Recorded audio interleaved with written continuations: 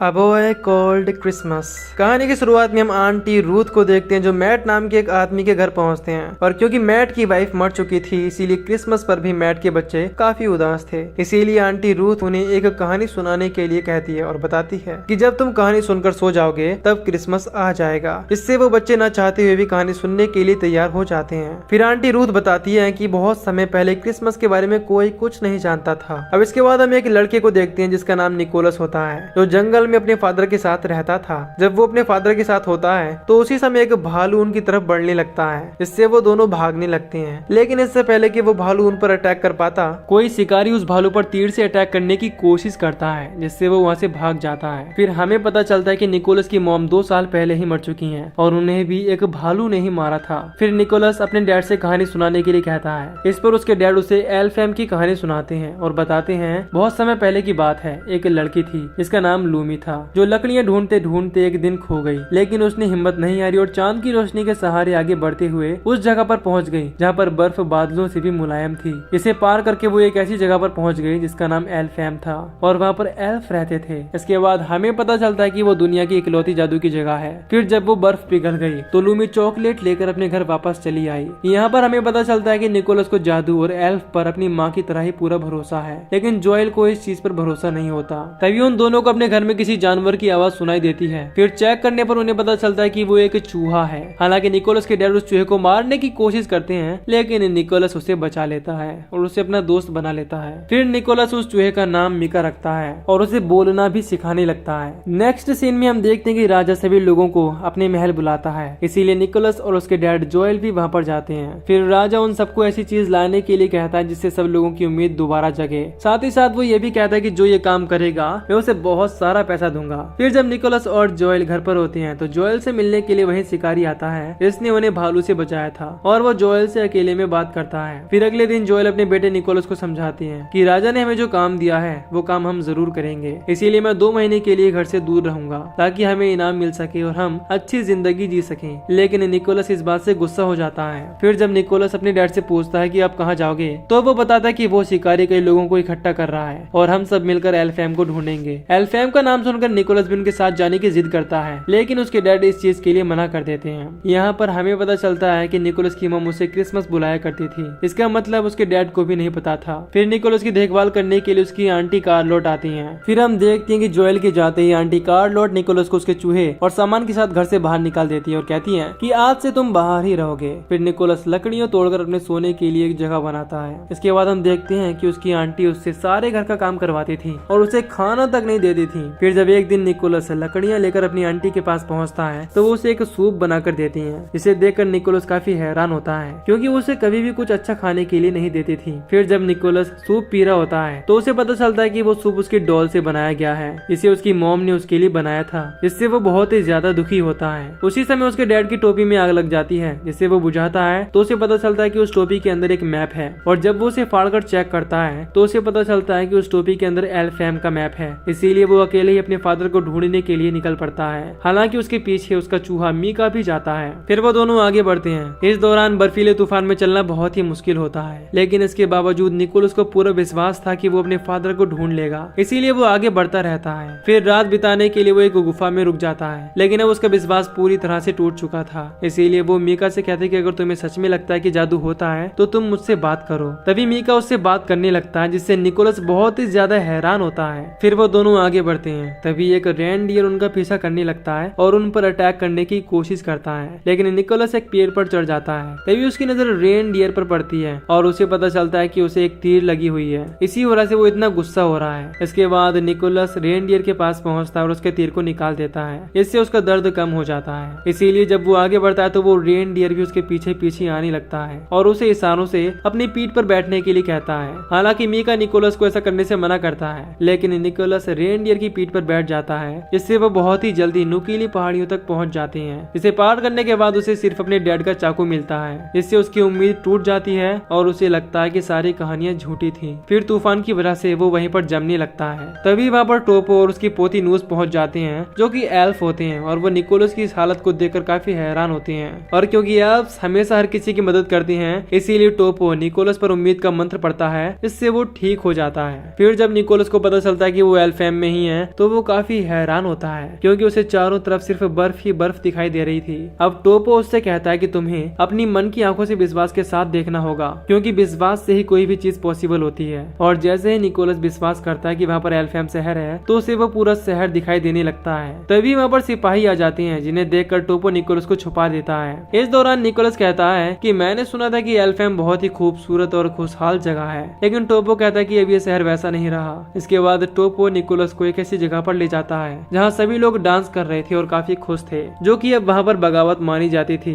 फिर हमें पता चलता है कि वो सब मिलकर क्रिसमस मना रहे हैं। और जब निकोलस अपना नाम क्रिसमस बताता है और टोपो से क्रिसमस पार्टी के बारे में पूछता है तो वो बताता है कि क्रिसमस एक ऐसा दिन है इस दिन सब लोग मिलकर खुशी से एक दूसरे के साथ पार्टी करते हैं। तभी वहाँ पर एल्फ की रानी मदर बोडेल अपने सिपाहियों के साथ आ जाती है जो उन लोगों के पार्टी करने की वजह से बहुत ही ज्यादा गुस्सा होती है। तभी उसकी नजर निकोलस पर पड़ती है। इसे देखकर वो समझ जाती है कि निकोलस एक इंसान है, इसीलिए वो टोपो पर बहुत ही ज्यादा गुस्सा होती है और उस पर अटैक करने की कोशिश करती है। इस पर टोपो से समझाता है कि मैंने सिर्फ निकोलस की मदद की है क्योंकि वो मर रहा था और हमें ये बात नहीं भूलनी चाहिए कि एल्फ हमेशा सब लोगों की मदद करते हैं। इस पर रानी बोडेल कहती है कि इंसानों ने हम पर हमला किया है, इसीलिए हमें बदलना होगा। फिर जब रानी बोडेल निकोलस से बात करती है तो हमें पता चलता है कि निकोलस के फादर एल्फहेम आए थे और उनकी टीम वहाँ के एक एल्फ लड़के लिटिल किप को किडनैप करके ले गई है। यही वजह है कि रानी ने एल्फहेम में सारे जश्न मनाने बंद करवा दिए हैं। इसके बाद रानी निकोलस को जेल में बंद करवा देती है जहाँ पर उसे ट्रुथ पिक्सी मिलती है जो कि हमेशा सच बोलती थी और इसी वजह से वो जेल में थी। इस दौरान ट्रुथ पिक्सी बोलती है कि वो लोगों के मुंह में एक पत्ता डाल देती है जिसकी वजह से उनका सर ब्लास्ट हो जाता है। इसके बाद ट्रुथ पिक्सी वहाँ पर फायर क्रैकर्स फोड़ती है जिसकी वजह से वहाँ पर सो रहा ट्रोल जाग जाता है और निकोलस पर अटैक करने की कोशिश करता है। फिर जब वो निकोलस को खाने वाला होता है तो वो ट्रुथ पिक्सी से हेल्प मांगता है जिससे वो निकोलस को वो पत्ता दे देती है। इसे निकोलस उस ट्रोल के मुंह में डाल देता है जिससे उस ट्रोल का मुंह देखते ही देखते ब्लास्ट हो जाता है। इसकी वजह से निकोलस और पिक्सी दोनों ही हवा में उड़ने लगते हैं और फिर एक घर के ऊपर गिरते हैं जहाँ पर उन्हें चारों तरफ सिपाही ढूंढ रहे होते हैं। ये देखकर वो दोनों छुपने के लिए क्लासरूम में पहुंचते हैं। उन्हें देखकर सब लोग बहुत ही ज्यादा डर जाते हैं और वहाँ पर मौजूद टीचर निकोलस को भगाने की कोशिश करती है। इसीलिए वो उस टीचर से वादा करता है कि मैं लिटिल किप को वापस लेकर जरूर आऊंगा। इससे वो टीचर निकोलस और ट्रुथ पिक्सी को बेसमेंट के रास्ते से वहाँ से भगा देती है। इसके बाद निकोलस अपने रेनडियर की हेल्प से ट्रुथ पिक्सी के साथ वहाँ से भागने की कोशिश करता है, लेकिन उन्हें चारों तरफ से सिपाही घेर लेते हैं और रानी भी वहाँ पर पहुँच जाती है। तभी पिक्सी वहाँ पर फायर क्रैकर्स छोड़ देती है। इससे पूरे एल्फहेम में धमाके होने लगते हैं और उसी मौके का फायदा उठाकर वो दोनों वहाँ से निकलने की कोशिश करते हैं, लेकिन गार्ड दरवाजा बंद कर देते हैं। इसीलिए दरवाजे को बंद होने से रोकने के लिए ट्रुथ पिक्सी वहीं पर रुक जाती है और निकोलस को वहाँ से जाने के लिए कहती है। इससे निकोलस न चाहते हुए भी वहाँ से भाग जाता है। फिर निकोलस हर जगह अपनी फादर और लिटिल किप को ढूंढने लगता है। इसके बाद बड़ी मुश्किलों से उसे लिटिल किप मिल जाता है। इसे एक पिंजरे में कैद करके रखा गया था। फिर जब वो लिटिल किप के पास पहुँचता है तो वो इशारा करता है जहाँ पर कुछ लोग कैंप फायर के चारों तरफ बैठे होते हैं, जिसमें निकोलस के फादर भी थे। तभी शिकारी निकोलस को देख लेता है जो उसे अपने बाकी साथियों के पास ले जाता है। अब जैसे ही जोएल निकोलस से मिलता है तो वो बहुत खुश होता है, लेकिन जब निकोलस अपने डैड से लिटिल किप को छोड़ने के लिए कहता है तो वो इस चीज के लिए मना कर देता है और उसके जिद करने पर वो उसे भी बंदी बनाने के लिए कहता है। इससे उसके शिकारी साथी बहुत खुश होते हैं और उन्हें जोएल पर पूरा भरोसा हो जाता है। फिर जब रात में सब सो रहे होते हैं तो जोएल चुपचाप अपने बेटे निकोलस के पास पहुंचता है और उसे आजाद कर देता है। इसके बाद वो लिटिल किप को भी आजाद कर देता है और निकोलस से कहता है कि तुम इसे लेकर एल्फहेम चले जाओ। तभी जोएल के शिकारी साथी जाग जाते हैं और वो उन लोगों पर अटैक कर देते हैं। इससे निकोलस जोएल को भी अपने साथ ले जाता है। यहाँ पर निकोलस को पता चलता है कि रेनडियर उड़ सकता है, लेकिन वो जोएल के वजन की वजह से नहीं उड़ पा रहा होता और क्योंकि आगे खाई थी इसीलिए जोएल रस्सी काट देता है। इससे वो वहीं पर खाई में गिर जाता है, लेकिन निकोलस रेनडियर के साथ उड़ जाता है। उसे अपने डैड के मरने का बहुत दुख था क्योंकि वो अब पूरी तरह से अकेला हो गया था, लेकिन वो हिम्मत नहीं हारता और एल्फहेम पहुंचता है जहाँ पर रानी सबको एल्फहेम से निकाल रही होती है। लेकिन जब सब लोग लिटिल किप को जिंदा देखते हैं तो बहुत ही ज्यादा खुश होते हैं क्योंकि उन्हें विश्वास हो जाता है कि उम्मीद अभी भी कायम है। फिर लिटिल किप के पेरेंट्स निकोलस को खिलौने गिफ्ट करते हैं। इसे देखकर उसे आइडिया आता है और वो सभी एल्फ से बहुत सारे खिलौने तैयार करने के लिए कहता है। इसके बाद वो उन खिलौनों को लेकर अपने रेनडियर से निकलने वाला होता है और यहाँ टोपो उसे अपना स्कार्फ देता है और कहता है कि अब तुम हम में से एक हो और एल्फहेम तुम्हारा भी घर है, इसीलिए तुम जहाँ भी जाओ एल्फहेम का नाम रोशन करो। तभी वहाँ पर रानी पहुँच जाती है जो निकोलस पर अटैक कर देती है और कहती है कि मैं तुम्हें यहाँ से नहीं जाने दूंगी क्योंकि तुम वहाँ जाकर इंसानों को हमारे बारे में बताओगे और वो हम पर अटैक कर देंगे। तभी रानी की नजर निकोलस के पास मौजूद पेंडल पर पड़ती है। इससे वो बहुत हैरान होती है और पूछती है कि ये तुम्हें कहाँ से मिला। इस पर वो बताता है कि ये मेरी माँ का है जो इसे हमेशा अपने पास रखती थी। फिर हमें पता चलता है कि जिस लड़की की कहानी निकोलस की मॉम निकोलस को सुनाती थी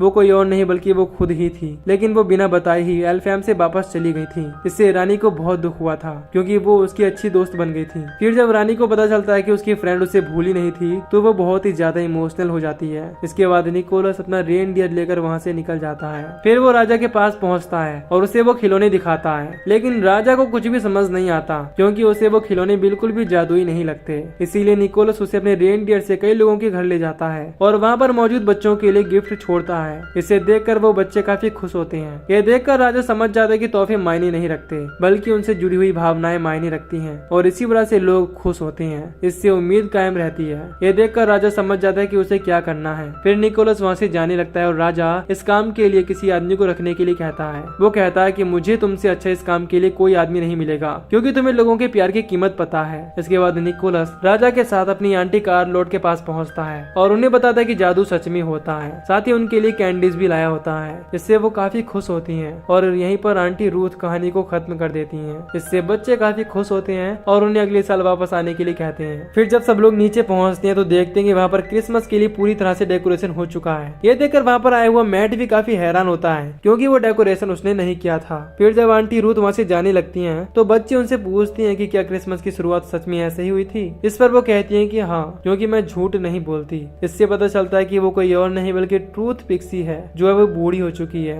फिर जाते जाते वो फायर क्रैकर फोड़ती है और यहीं पर ये मूवी खत्म हो जाती है। तो दोस्तों, अगर आपको इस मूवी की एक्सप्लेनेशन पसंद आई हो तो वीडियो को लाइक और चैनल को सब्सक्राइब कर दीजिए। बाकी मैं मिलूंगा आपसे न्यू वीडियो में। Till then take care, love you, bye bye.